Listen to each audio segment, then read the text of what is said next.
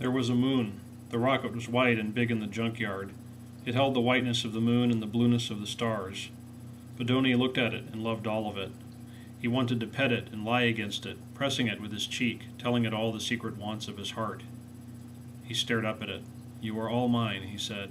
"Even if you never move or spit fire and just sit there and rust for 50 years, you are mine."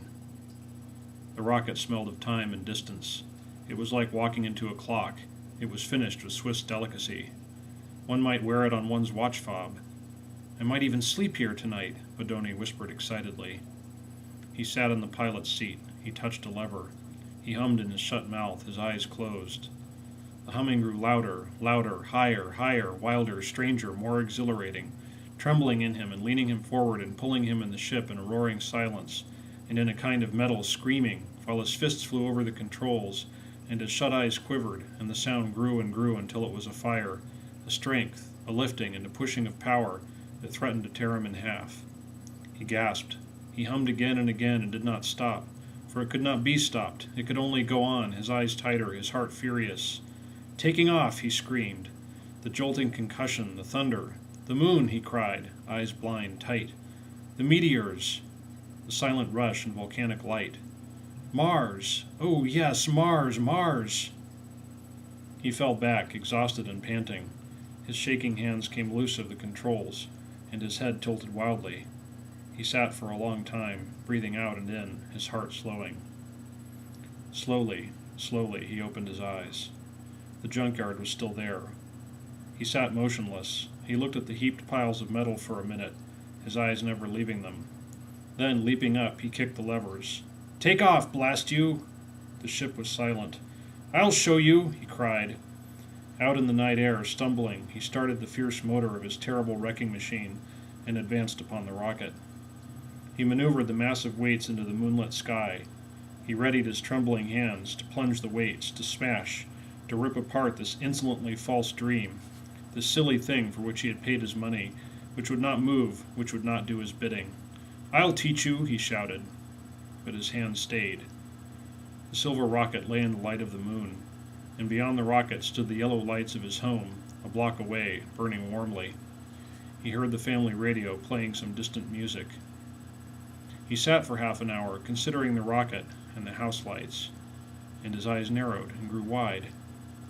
He stepped down from the wrecking machine and began to walk, and as he walked he began to laugh, and when he reached the back door of his house he took a deep breath and called, "Maria, Maria, start packing, we're going to Mars."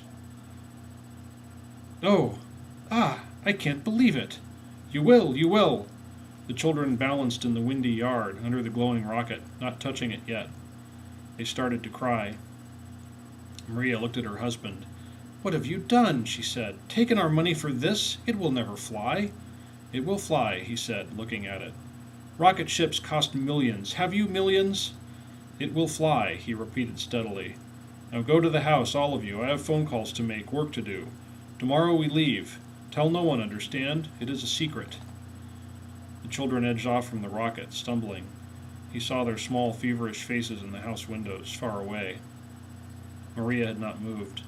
"You have ruined us," she said. "Our money used for this thing, when it should have been spent on equipment." "You will see," he said. Without a word, she turned away. "God help me," he whispered, and started to work. Through the midnight hours, trucks arrived, packages were delivered, and Bodoni, smiling, exhausted his bank account. With blowtorch and metal stripping, he assaulted the rocket, added, took away, worked fiery magics and secret insults upon it. He bolted 9 ancient automobile motors into the rocket's empty engine room. Then he welded the engine room shut, so none could see his hidden labor. At dawn he entered the kitchen. "Maria," he said, "I'm ready for breakfast." She would not speak to him. At sunset he called to the children. "We're ready, come on." The house was silent. "I've locked them in the closet," said Maria. "What do you mean?" he demanded. "You'll be killed in that rocket," she said. "What kind of rocket can you buy for $2,000? A bad one." "Listen to me, Maria. It will blow up. Anyway, you are no pilot. Nevertheless, I can fly this ship. I have fixed it." "You have gone mad," she said. "Where is the key to the closet?" "I have it here." He put out his hand. "Give it to me." She handed it to him. You will kill them. No, no. Yes, you will. I feel it. He stood before her. You won't come along? I'll stay here, she said. You will understand. You will see then, he said, and smiled. He unlocked the closet. Come, children, follow your father. Goodbye, goodbye, Mama. She stayed in the kitchen window, looking out at them, very straight and silent. At the door of the rocket, the father said, Children, this is a swift rocket. We will be gone only a short while. You must come back to school and I to my business. He took each of their hands in turn. Listen, this rocket is very old and will fly only one more journey. It will not fly again. This will be the one trip of your life. Keep your eyes wide. Yes, Papa. Listen, keep your ears clean. Smell the smells of a rocket. Feel, remember. So when you return, you will talk of it all the rest of your lives. Yes, Papa. The ship was quiet as a stopped clock. The airlock hissed shut behind them. He strapped them all like tiny mummies into rubber hammocks. Ready, he called. Ready, all replied. Blast off! He jerked 10 switches. The rocket thundered and leaped. The children danced in their hammocks, screaming, We're moving! We're off! Look! Here comes the moon! The moon dreamed by. Meteors broke into fireworks. Time flowed away in a serpentine of gas. The children shouted. Released from their hammocks hours later, they peered from the ports. There's Earth! There's Mars! The rocket dropped pink petals of fire while the hour dial spun. Child eyes dropped shut. At last they hung like drunken moths in their cocoon hammocks. Good, whispered Bodoni, alone. He tiptoed from the control room to stand for a long moment, fearful, at the airlock door.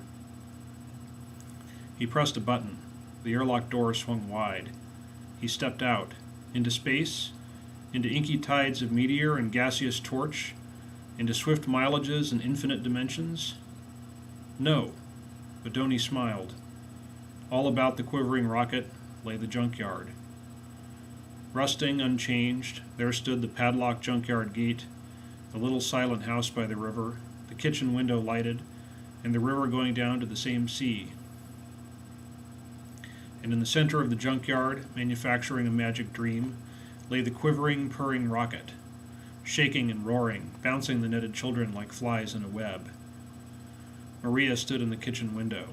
He waved to her and smiled. He could not see if she waved or not. A small wave, perhaps, a small smile. The sun was rising. Bodoni withdrew hastily into the rocket. Silence. All still slept. He breathed easily. Tying himself into a hammock, he closed his eyes. To himself he prayed, Oh, let nothing happen to the illusion in the next 6 days. Let all of space come and go, and red Mars come up under our ship, and the moons of Mars, and let there be no flaws in the color film. Let there be 3 dimensions. Let nothing go wrong with the hidden mirrors and screens that mold the fine illusion. Let time pass without crisis. He awoke. Red Mars floated near the rocket. Papa! The children thrashed to be free. Bodoni looked and saw red Mars, and it was good, and there was no flaw in it, and he was very happy. At sunset on the 7th day, the rocket stopped shuddering. We are home, said Bodoni. They walked across the junkyard from the open door of the rocket, their blood singing, their faces glowing. Perhaps they knew what he had done. Perhaps they guessed his wonderful magic trick. But if they knew, if they guessed, they never said. Now they only laughed and ran. I have ham and eggs for all of you, said Maria at the kitchen door. Mama, Mama, you should have come to see it, to see Mars, Mama, and meteors, and everything. Yes, she said.